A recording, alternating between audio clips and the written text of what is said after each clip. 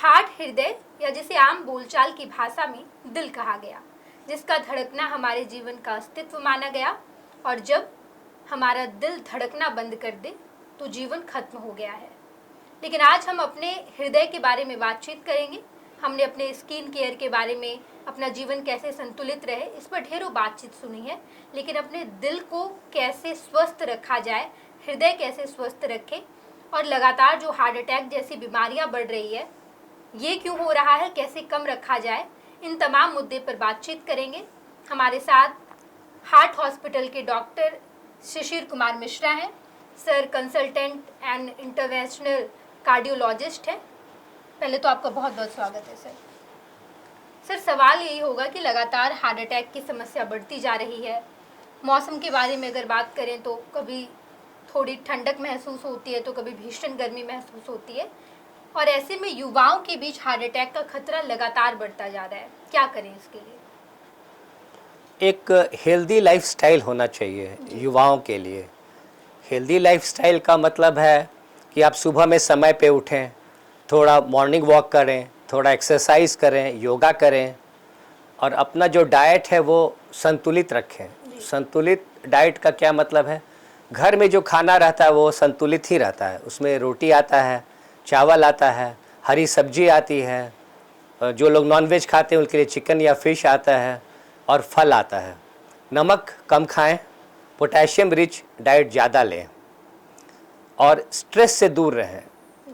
ज़्यादा मानसिक तनाव न रखें अपने आप में, और खुश रहें। बीच में डॉक्टर से जा करके ज़रूर दिखाएं। क्यों दिखाएं?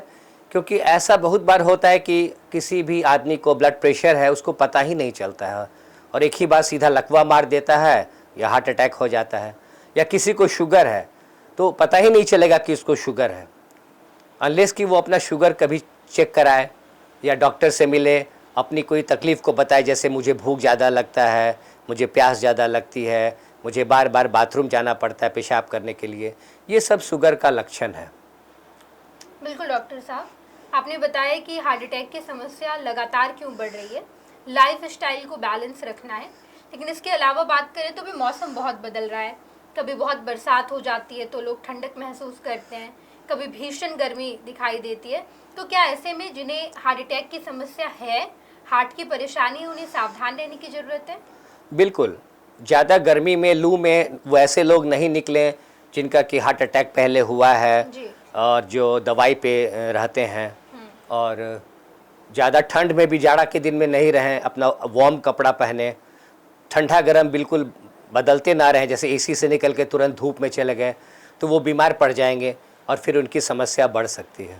बिल्कुल डॉक्टर साहब, जब हम हार्ट अटैक की समस्या के बारे में बातचीत कर रहे हैं, हार्ट को संतुलित या स्वस्थ रखने की बात कर रहे हैं, तो ऐसे में एक टर्म है एंजियोग्राफी। हमारे दर्शकों को समझाइए कि एंजियोग्राफी होता क्या है। यदि किसी को हम सस्पेक्ट करते हैं कि इसको हार्ट की नली में रुकावट है तो हम लोग बोलते हैं कि आपका एंजियोग्राफी करना है। एंजियो मतलब ब्लड वेसल, और ग्राफी मतलब उसका फ़ोटो खींचना। तो एंजियोग्राफी में हम क्या करते हैं, एक डाई यूज़ करते हैं, एक रंग यूज़ करते हैं, जो कि हार्ट की नली में हम लोग इंजेक्ट करते हैं, और फिर उसकी तस्वीर लेते हैं, और उससे हमको पता चलता है कि नली में कितनी रुकावट है, क्या वह 50% है कि 100% है कि 70% है, वो एकदम साफ दिखता है। यही एंजियोग्राफी है। बिल्कुल, एंजियोग्राफी की बात हम कर रहे हैं। लेकिन एक व्यक्ति जिसे हार्ट अटैक आ जाए तो उसके क्या क्या संभावित इलाज हो सकते हैं डॉक्टर साहब? सबसे पहले तो ये है कि कैसे जानेगा कि हार्ट अटैक हो गया है, या फिर छाती का जो दर्द है वो हार्ट के नली में रुकावट की वजह से है।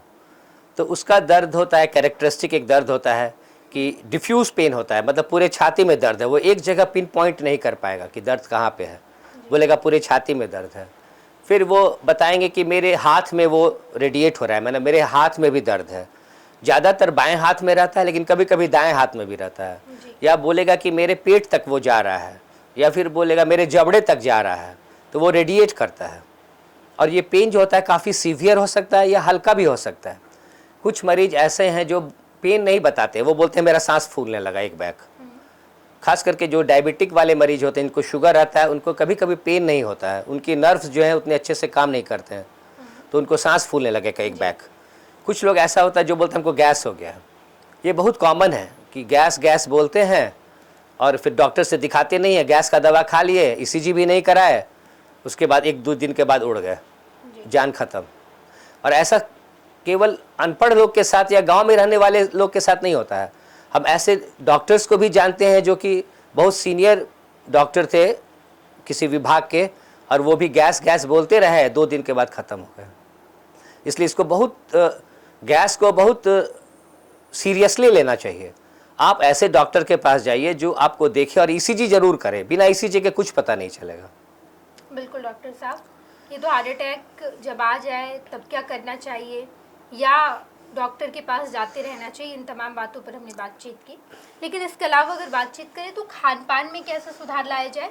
अगर कोई व्यक्ति जिसे हार्ट अटैक एक बार आ चुका है तो वो अपने लाइफस्टाइल में कैसा बदलाव रखेगा?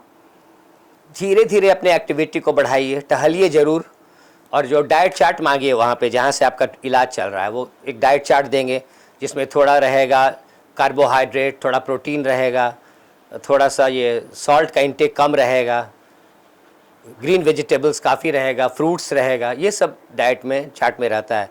थोड़ा सा दूध भी ले सकते हैं, लेकिन बहुत दूध हम लोग मना करते हैं। जी। नॉन वेज में फ़िश चिकन ले सकते हैं, लीन मीट जिसको बोलते हैं। मटन कम खाना चाहिए, इसमें वसा बहुत ज़्यादा रहता है, चर्बी बहुत ज़्यादा रहता है। ये तो बैलेंस फूड की बात करते हैं, लेकिन एग्जैक्टली हार्ट अटैक में होता क्या है डॉक्टर? अब हम बताते हैं कैसे जाने, ऐसे बिना डॉक्टर के पास जाए। आपको छाती में दर्द होने लगेगा, पसीना होने लगेगा, अच्छा नहीं महसूस होने लगेगा, किसी किसी को उल्टी भी होने लगता है और कोई कोई बेहोश भी हो जाता है। उसके बाद आप सबसे पहले कार्डियोलॉजिस्ट के पास जाइए, कम से कम एक एमडी मेडिसिन के पास जाइए, और वो आपको अच्छे जगह में गाइड करेगा। वहाँ जा कर के ईसीजी करवाइए, और ट्रोपोनिन टी नाम का एक जांच होता है जो बहुत आसान है, किट में आता है, उससे पता चलेगा कि हार्ट अटैक हुआ है कि नहीं। उसके बाद मान लीजिए हो गया है, तो उसके बाद 3-4 जो दवाई रहता है आप वहीं पे डॉक्टर से बोलिए हमको दे दीजिए, वो वहीं पे आपको खिला देगा, जिसमें आता है एस्प्रिन, क्लोपिडोग्रेल और स्टैटिन, ये तीनों दवा दे दिया। उसके बाद अस्पताल जाइए, वहाँ पे आपको लोग मैनेज करेगा, एंजियोग्राफी करेगा, एंजियोग्राफी में रुकावट होगी तो उसी समय उसको खोल देगा, नली जो बंद रहेगी उसको उसी समय खोल देगा। उसको बोलते हैं एंजियोप्लास्टी। एंजियो मतलब ब्लड वेसल, प्लास्टी मतलब रिपेयर, तो आपके ब्लड वेसल का रिपेयर वहीं पे हो जाएगा। कभी कभी क्या होता है कि बीमारी बहुत ज़्यादा रहती है, तीनों नली में बीमारी है, जो मुख्य नली जहाँ से निकली है वहाँ पे बीमारी है, पूरे नली में चूना जमा हुआ है, फिर हम लोग उसको 1-2 दिन के बाद बाईपास करवाते हैं। मतलब जो नली ब्लॉक है उसके बाद पाँव से नस निकाल के या इंटरनल मेमोरी आर्टरी के थ्रू उस जगह को जहाँ रुकावट है उसको बाईपास कर देते हैं।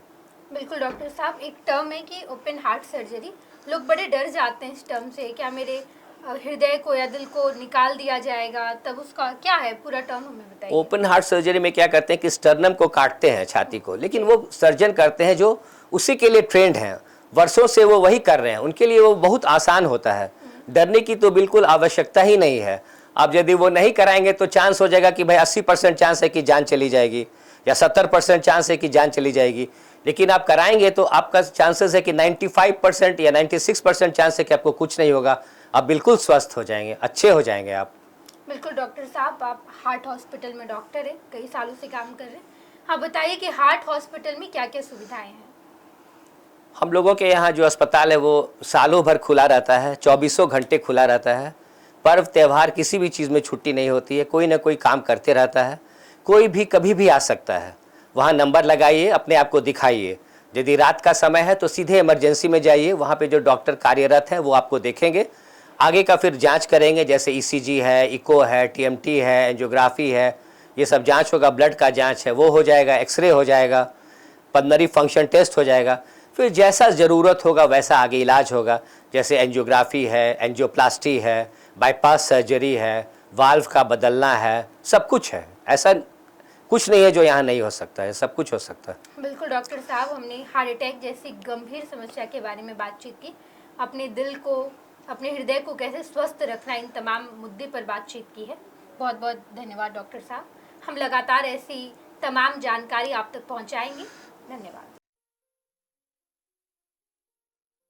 ये लो मुंह मीठा करो, आज मैंने अपना जॉब छोड़ दिया, अब हम पूर्णिया वापस जाएंगे। जॉब छोड़ दिया है? मतलब ये घर कैसे चलेगा, हम करेंगे क्या, और माँ बाबूजी क्या बोलेंगे? इसलिए मैं एक और मिठाई का डब्बा लाया। अपने बिजनेस के लिए लोन अप्रूव हो गया। अरे लोन अप्रूव हो गया वो तो ठीक है, लेकिन पूर्णिया में हम रहेंगे कहाँ? अपना घर भी तो नहीं है वहाँ। इसलिए तो एक और मिठाई का डब्बा अलग से लाया हूं। हमने पूर्णिया में घर ले लिया है, पूर्णिया के ई होम्स पैनोरमा में। पूर्णिया में पैनोरमा ग्रुप लेकर आए हैं ई होम्स पैनोरमा। बड़ा घर, आलीशान जिंदगी और अत्याधुनिक सुविधाओं के संग। अरे अरे, अब क्यों मुंह मीठा करवा रही हो? क्योंकि हम घर वापसी जो कर रहे हैं। घर वापसी की खुशी पूर्णिया में ई होम्स पैनोरमा के संग। ई Homes Panorama, luxurious lifestyle redefined.